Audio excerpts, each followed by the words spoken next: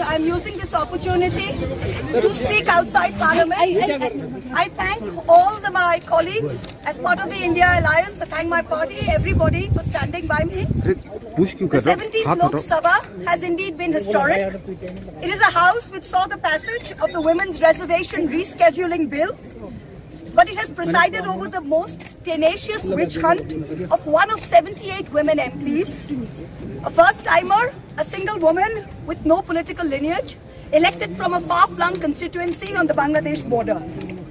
This Lok Sabha has also seen the weaponization of a parliamentary committee.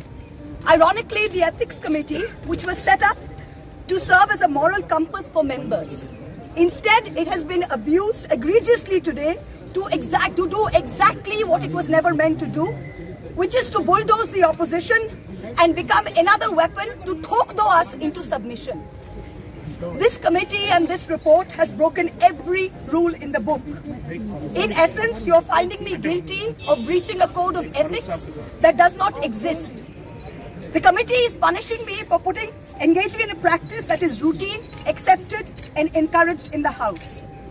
The findings are based solely on the written testimonies of two private citizens whose versions contradict each other in material terms, none of whom I was allowed to cross-examine. One of the two private citizens is my estranged partner who, with malified intention, masqueraded as a common citizen in front of the committee. The two testimonies have been used to hang me. They're at polar opposites to each other. The complainant says I accepted cash in consideration from a businessman to ask questions in furtherance of his commercial interests. But the businessman's suo motu affidavit says I pressurized him into uploading questions to further my agenda. The two are at polar opposites. The Ethics Committee, without getting to the root of this, has decided to hang me. It is no evidence of any cash, of any gifts, anywhere. The recommendation of expulsion is based solely on the ground that I have shared my Lok Sabha portal login. There are no rules whatsoever to govern the sharing of logins. As the hearing of the Ethics Committee demonstrates, all of us MPs are conveyor belts to get questions from the public, from citizens, and to voice that in Parliament.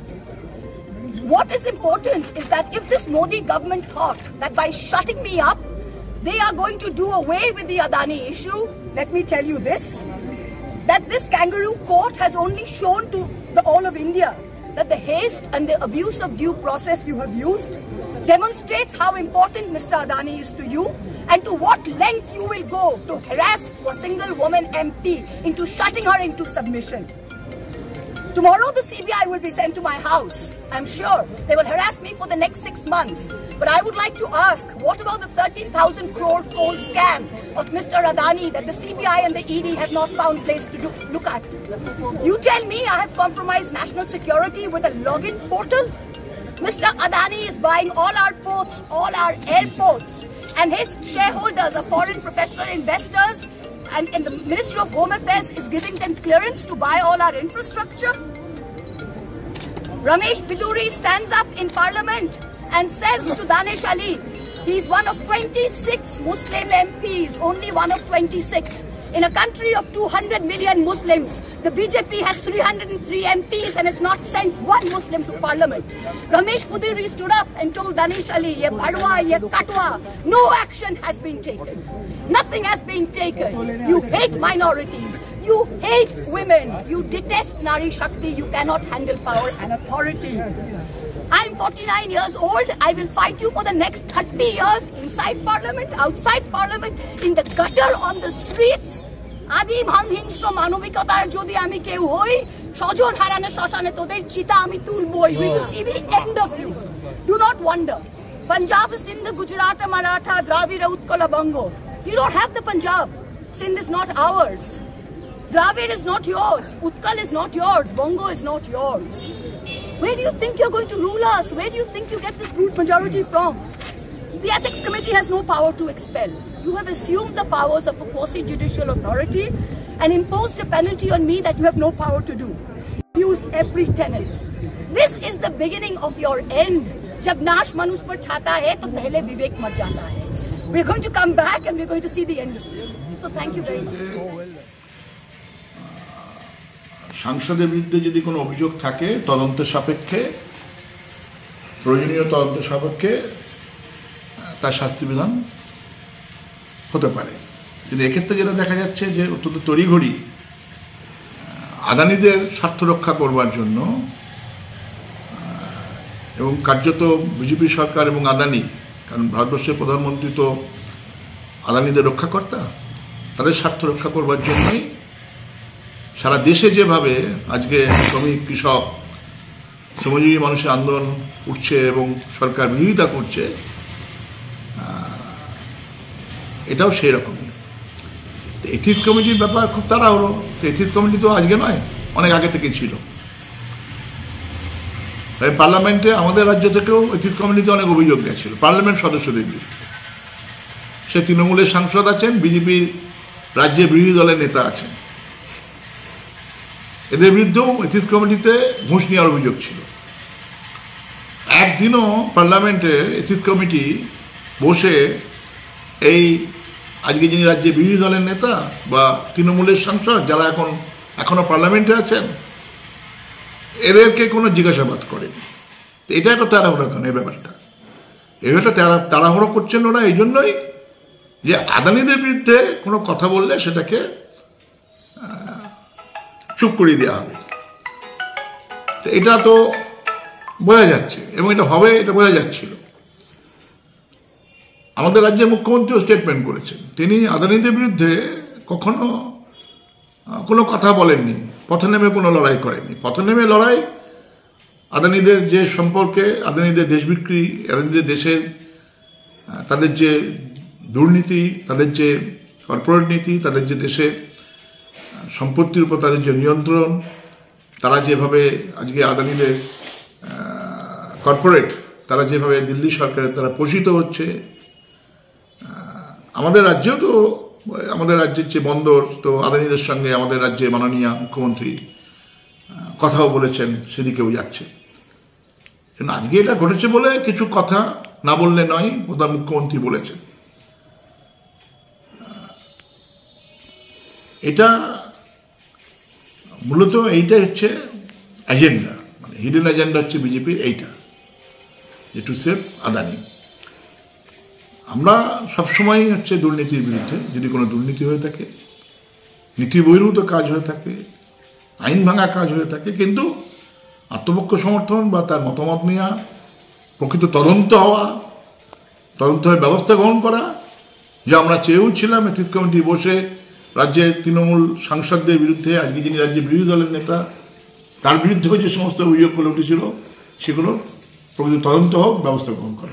এবং ইতিমধ্যেই অধীর চৌধুরী কংগ্রেস নেতা, তিনি পাশে দাঁড়িয়েছেন মহুয়ার, কি বলবেন? সেটা এটা তো অন্য প্রশ্ন, এর সঙ্গে কি সম্পর্ক আছে? আমাদের বক্তব্য আমরা তো বললাম। মহামৈত্র যেমন কর্ম করেছেন তেমন ফল ভোগ করছেন। তিনি নিজে অজুহাত তৈরি করছেন, তিনি সংসদীয় কমিটিকে অপমান করছেন, সংসদকে অপমান করছেন, সংসদ সদস্যদের পর্যন্ত অপমান করেছেন। এখন তিনি ধান বানতে শিবির গীত আলোচনা করছেন। কেন সংসদে বিজেপির কোনো মহিলা সংখ্যালঘু প্রতিনিধি নেই? এইসব অভিযোগ না করে তিনি যে বস্ত্র হরণের অভিযোগ করেছেন, আমি মনে করি তার এই অভিযোগ অত্যন্ত লজ্জাজনক বিষয়। একজন মহিলা হয়ে এইরকম তিনি উক্তি করতে পারেন, যিনি কিনা সংসদীয় কমিটির কাছে তিনি তার বিষয়ে জিজ্ঞাসা করলে উত্তর না দিয়ে তিনি কমিটির ওপর আরোপ করেছেন। তাই এটা একটা বড় লজ্জার ব্যাপার। সেই চোরের মায়ের বড় গলা। আবার তিনি নিজের কাপড় নিজে খুলে বস্ত্র হরণের গল্প করছেন। তিনি নিজে বলছেন তার যে পাস আইডি সবই বিদেশে পাঠিয়েছেন, তার পিএর কাছে থাকে। শুধু নয়, তার একসঙ্গে 4টি দেশ থেকে তার কোশ্চেন পৌঁছানো হচ্ছে, সেই কোশ্চেন তিনি করছেন টাকার বিনিময়ে। আজকে হীরানন্দনীর যে গল্প এসছে, তিনি স্বীকার করছেন এভিডেভিট করে। তাই আজকে লজ্জা হওয়া উচিত মহুয়া মৈত্রের, একজন সাংসদ হয়ে এই ধরনের অভিযোগ আনতে পারেন। এটা আমাদের জেলার লজ্জা। তৃণমূলকে আর কি বলবো, যে দলের মন্ত্রী জেলে গেলেও তার পদ যায় না। তাই মহুয়া মৈত্র এই রকম একটি বাজে কাজ করার পরও তাকে দল সভাপতি বানায়, এর চাইতে আর দুঃখজনক কি হতে পারে। তাই মহুয়া মৈত্র যে কর্ম তিনি করেছেন তার ফল ভোগ করছেন। মহাভারতের যুদ্ধ ন্যায় প্রতিষ্ঠার জন্য হয়েছিল, তিনি মহাভারতের যুদ্ধের কথা বলে মহাভারতকে পর্যন্ত অপমান করছে। মা কালীর বিরুদ্ধে যে অভিযোগ করেছিলেন তিনি তার পাপে এখন ফল ভোগ করছেন। ধন্যবাদ। এথিক্স কমিটি রিপোর্ট দিয়েছে, আমার ধারণা এটা আনএথিক্যাল একটা কাজ। কারণ তিনি কি দোষ করেছেন বা কোথায় ঘুষ নিয়েছেন বা কি নিয়েছেন তার কোনো বেসিক কোনো প্রমাণ নেই। আমরা যত আইনের লোক হিসেবে জানি যে কেউ যদি অন্যায় করে বা খুনও করে তাকে আত্মপক্ষ সমর্থন করার জন্য তাকে সুযোগ দেওয়া হয়। আর এই কারণেই সুদীপ বন্দ্যোপাধ্যায় থেকে শুরু করে ইন্ডিয়া জোটের সমস্ত রায় তারা বলেছিলেন যে তোমরা মহুয়াকে জিজ্ঞাসাবাদ করা হোক। মহুয়াকে জিজ্ঞাসাবাদ না করেই খারিজ করে দেওয়া আছে। এটা আমার মনে হয় এই মোদী সরকারের এটা নতুন কোনো ঘটনা নয়। এর আগেও রাহুল গান্ধীকে ঠিক একইভাবে সাংসদ পদ খারিজ করে দিয়েছিল, পরবর্তীকালে একটা ক্লিন চিট পেয়ে গেছে। তাই এক্ষেত্রেও মহুয়া ক্লিন চিট পাবে। কারণ আমাদের দেশে একটা অত্যন্ত দুঃখজনক যেটা প্রতিহিংসা পরায়ণ একটা কাজ হয়েছে। কারণ আমাদের দেশে এমনি মহিলাদের জন্য একটা বিশেষ একটা ব্যবস্থা রাখা হয় এবং সেটা বরাবরই ছিল, এখনও আছে।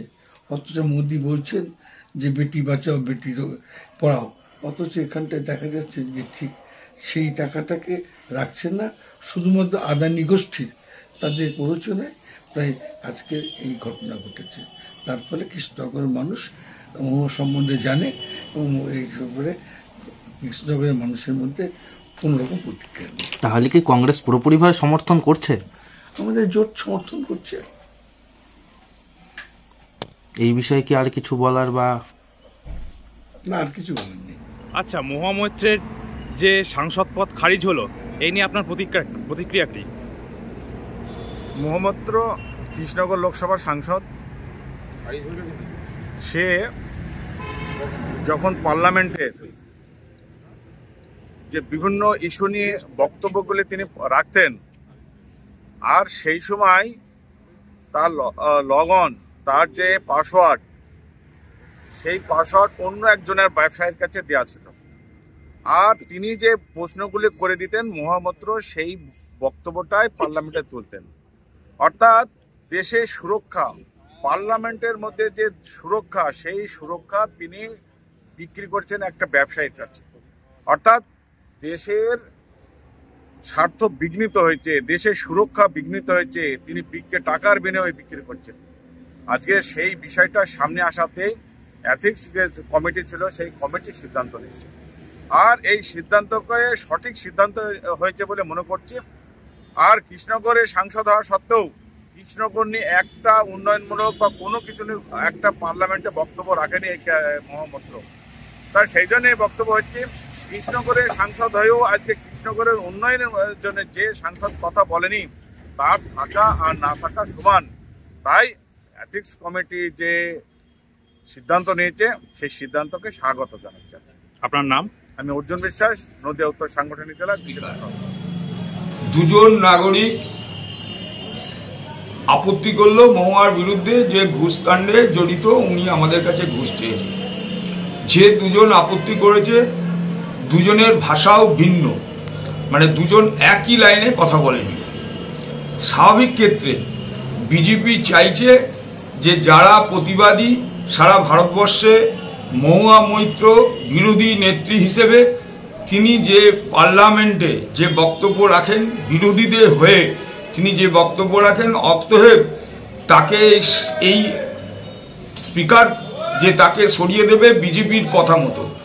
বিজেপি একটা রাজনৈতিক এমন দল যে যারা ভালো কাজ করবে, যারা বিজেপির বিরুদ্ধে বেশি মুখ খুলবে, তাদের এই পরিণাম হবে। এইটাই এদের বাস্তবায়িত করার জন্য আজকে যে এই ধরন, অ্যাকচুয়াল যার বিরুদ্ধে অভিযোগ যদি সত্যি বিচার হয় তাকেও তো 2-5 মিনিট বলতে দেওয়ার অধিকার থাকবে পার্লামেন্টে, সে পার্লামেন্টের এতদিনের একজন সদস্যা, তাকে কোনো রকম কোনো বিবৃতি দেওয়ার বা কোনো রকম কোনো দলের কোনো বক্তব্য সেখানে কোনো রাখতে দেওয়া হয়নি। একতরফাভাবে বিজেপি এটা করেছে। স্পিকার বিজেপির দ্বারা নির্বাচিত, অতএব বিজেপির কথা শুনে স্পিকার এই ডিসিশন নিয়েছে। এতে কৃষ্ণনগরের মানুষ আরো বেশিভাবে এগিয়ে আসবে। সমস্ত বিরোধী মানুষ বিজেপির বিরুদ্ধে এককাট্টা হবে। আগামী দিন তার প্রতিশোধ ভোটের ব্যালট বাক্সের মধ্যে দিয়ে আশা করি কৃষ্ণনগর লোকসভা কেন্দ্রের মানুষ দেবে। আপনার নাম? আমি প্রদীপ দত্ত, কৃষ্ণনগর শহর তৃণমূল কংগ্রেস সভাপতি।